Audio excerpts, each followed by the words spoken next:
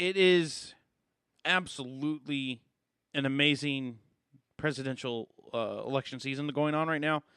Uh, this is a kind of an interesting one. And a lot of things have come up. And what North Carolina did yesterday, residents of North Carolina have approved and voted for an amendment banning gay marriage. And North Carolina joined its southern neighbors Tuesday in enshrining opposition to same-sex marriage in the state constitution, a move that churned the national debate over gay marriage despite having little immediate effect inside North Carolina. The state already banned gay marriage, so the amendment defining marriage as between a man and a woman did nothing to change that.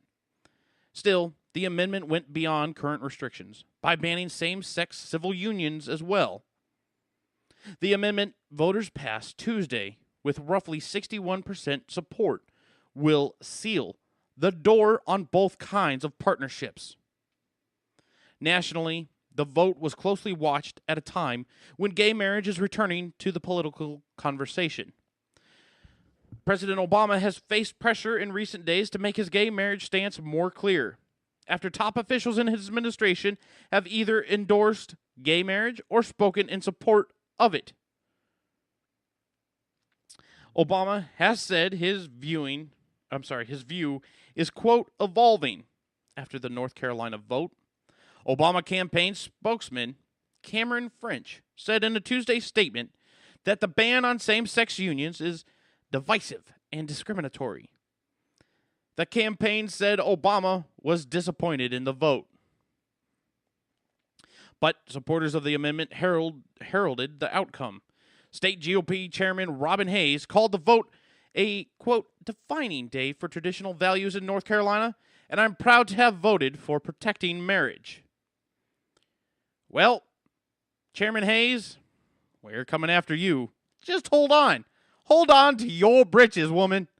We'll come. John Denon, a political science professor at Wake Forest University who writes an annual review of state constitutional amendments, said the amendment could affect several areas. For example, a handful of local governments provide benefits to employees who are involved in same-sex marriages. In Michigan, the state's highest court ruled that an amendment did affect those benefits, Denon said. But in North Carolina, officials in Durham and Orange counties have said they do not expect to have to eliminate those benefits because of the amendment, he said. Opponents had said they feared the law could affect domestic violence protections, some of which refer to people who live together. Denon said he doubted that would happen, although Ohio had a 3-year court fight over the issue before the Supreme Court ruled the laws weren't affected. Some voters who opposed the amendment were not that concerned with the practical effects of the amendment, but more with how it makes North Carolina look. The amendment was unnecessary, said Sam Stone, 70, of Raleigh, who voted against it, along with his wife, Virginia, 66. Doing this amendment makes it more mean-spirited, he said Tuesday as he went into the voting booth. Oh, this is going to be a long one. Crap. Shane Cowell, who's studying at Southeastern Baptist Theological Seminary in Wake Forest, said the amendment clarified the definition of marriage. I'm a born-again Christian, and I just believe the Bible is clear that marriage is for one man and one woman, he said. It doesn't mean that anybody's less equal than anybody else. I just think that marriage is one man and one woman. Well, Shane, by the way, Padre, we're going to also get to, well, you're not even a father. You're Baptist theological. Okay, pastor. You're soon-to-be pastor, sir. We're going to get you in a second.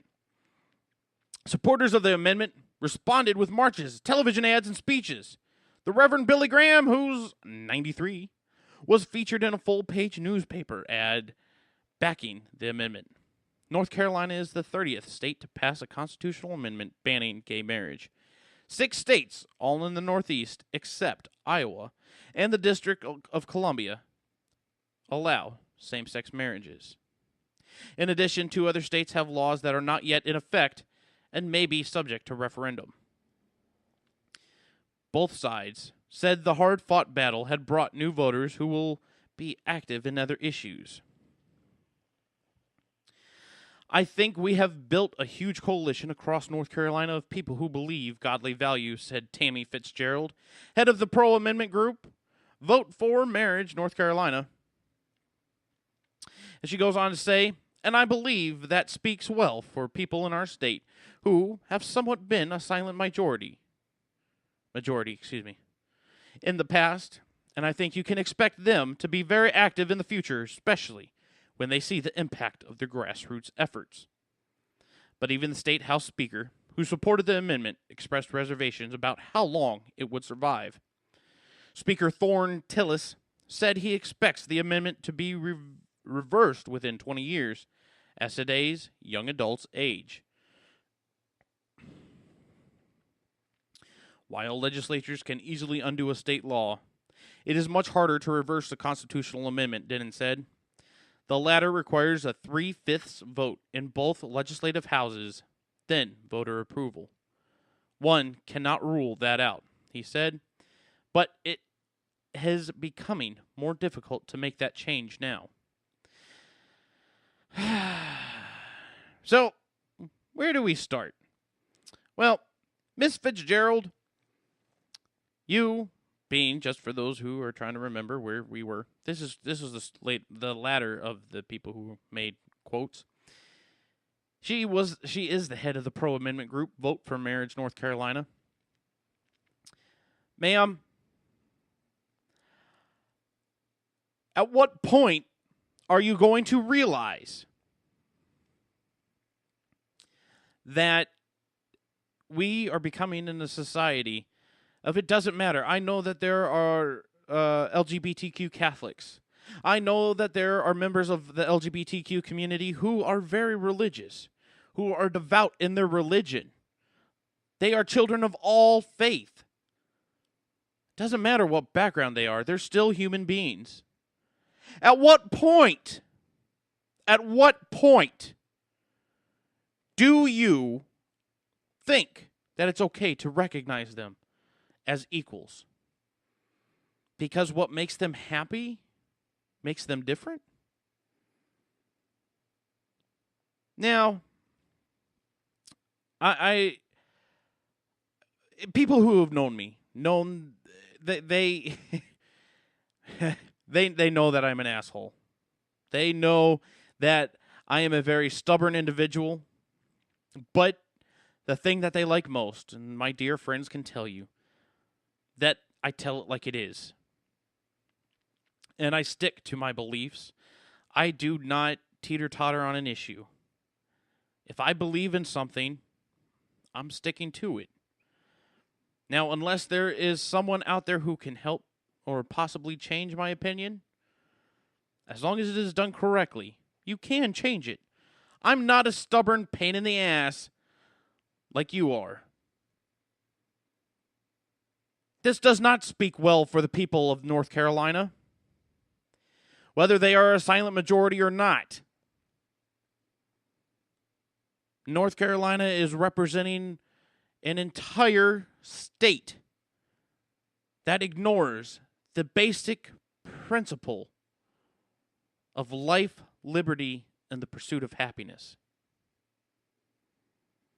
A principle that which our founding fathers have fought to protect, to ensure that future generations of this great nation, the great experiment known as the United States of America, that they fought, bled, and died for, to protect.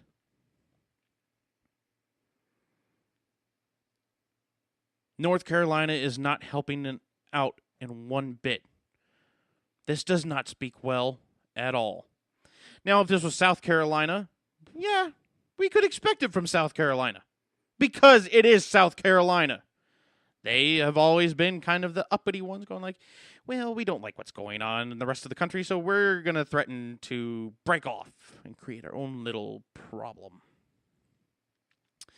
Well, let's see. That they attempted to do that back in, Just to be fair, we'll call it 1860. Maybe a little sooner, maybe a little less. So, let's just do the math here real quick. We are in 2012, and 1860, over 152 years ago. South Carolina tried that. Yeah, they got people to jump on the bandwagon. Most of the southern states. But, it's one of those things. They got beat down before, and they're going to get beat down again. It is not going to work.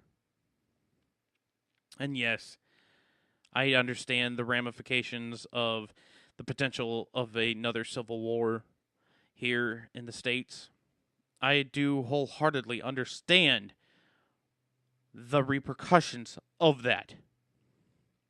I do not want to see it in my lifetime. I do not want to see it in any potential lifetime of my children or my grandchildren.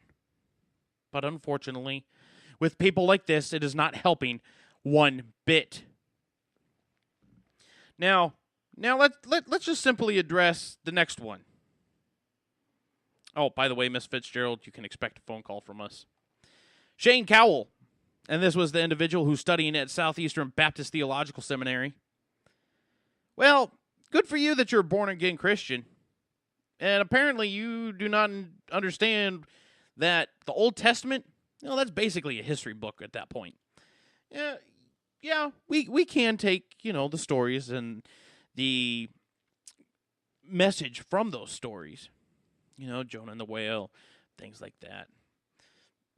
We can take the message from that. But at the point where history is involved, where the Jews escaped from Egypt, and, if I remember the Bible correctly, and this is somewhere in Leviticus, where it states, a man shall not lie with another man, nor a woman shall lie with another woman. At that point in the Bible, how hard is this to understand? Did you not figure out a timeline? Because I know I've done this with the Bible. There was a point in my life where I had some time on my hands. I sat down, I wrote out a timeline, figuring out the descendants of Moses, the 12 tribes of Israel. I've done all of that. I've looked at it, and I've came to the realization that when the Jews escaped from Egypt, they needed to repopulate. And everyone knows that you cannot do that. Granted, in today's society, that is possible. But in reference to the Bible, you cannot do this with a man and a man. Now, at that point, now let me be clear here. At the time when this took place, science was not around to help aid in the procreation of a species. The Bible was simply said, whichever prophet, and since we're talking about Leviticus, we'll say this is what Leviticus wrote, because either the man upstairs or someone thought this was a good idea. At the time to repopulate a race of people, you cannot do it with a same-sex marriage or same-sex relationship. It was simply talking about the repopulation of the Jewish people. That's it. So all you Bible thumpers out there, let's look at a timeline here.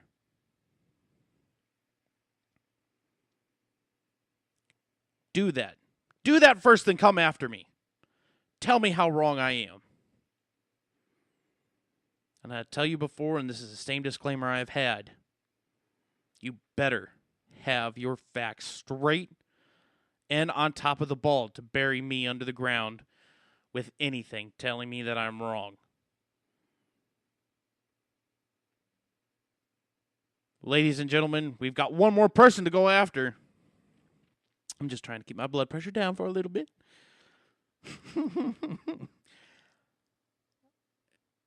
And on the joking side of things, I have been married before. I am happily divorced. I am in a very happy and healthy relationship. I enjoy every moment that I spend with my girlfriend. She is a wonderful, wonderful person, and I thank her for, you know, having the sanity to deal with me. In the long run, ladies and gentlemen, if someone wants to get married and realize how miserable it can be, and on the other side of the coin, how great it can be. I saw an article earlier, I think it was last night. Not earlier today, but it was last night. That a couple, age 106 and 105, were celebrating 86 years of marriage.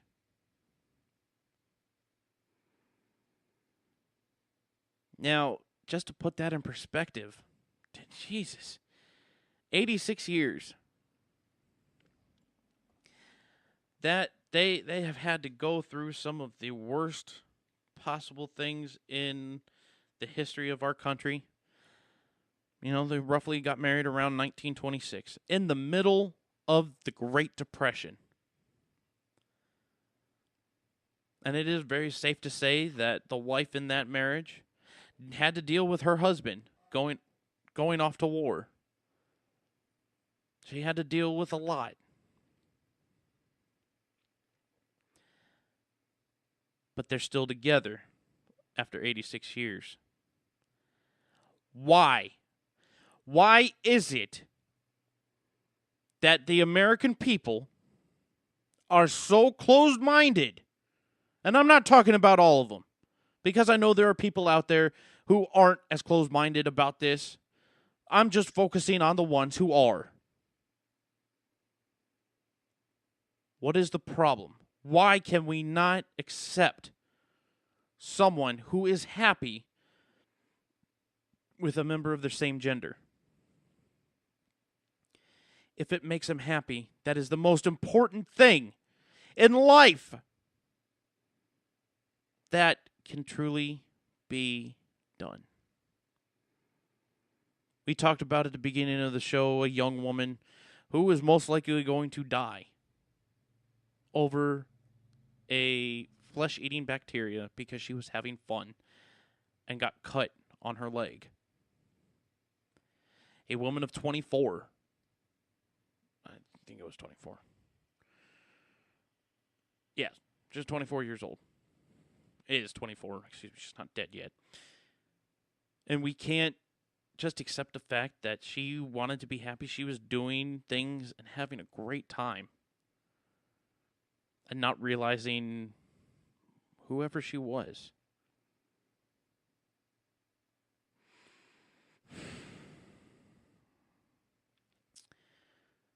Well, we're going to move on here. And move up to the next and the next and final person.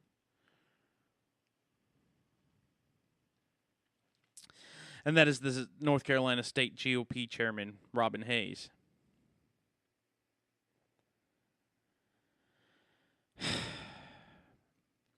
She was quoted as saying that the vote yesterday was a defining day for traditional values in North Carolina. And she was proud to have voted for protecting marriage.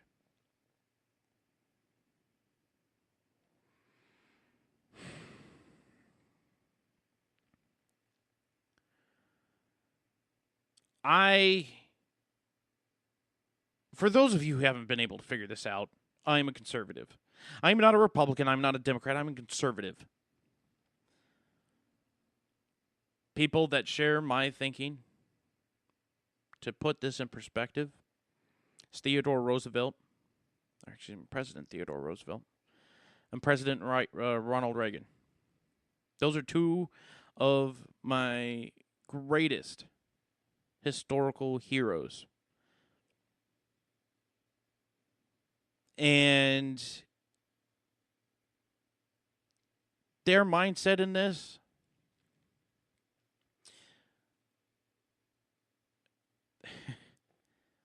I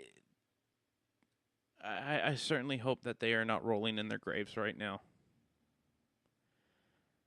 Both of those men fought extremely hard to protect what we have today. Yes, I'm a child of the 80s, so I really didn't get to appreciate President Reagan as he was in office.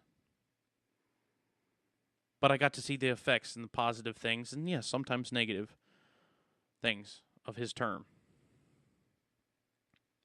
Theodore Roosevelt was a war hero. He was one hell of a president. Didn't take any crap from anyone. And that's the man that was quoted in saying, walk softly, or speak softly, could be both, but carry a big stick and know how to use it when you need it.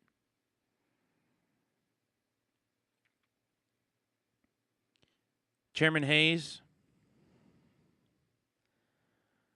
I feel horrible for you because you believe that what the people of North Carolina are doing what you think is protecting the value of marriage. Quite simply, this is one of those things that is very simple to realize. And as I have said it, the majority of the time when I leave to go and end the day, do whatever makes you happy.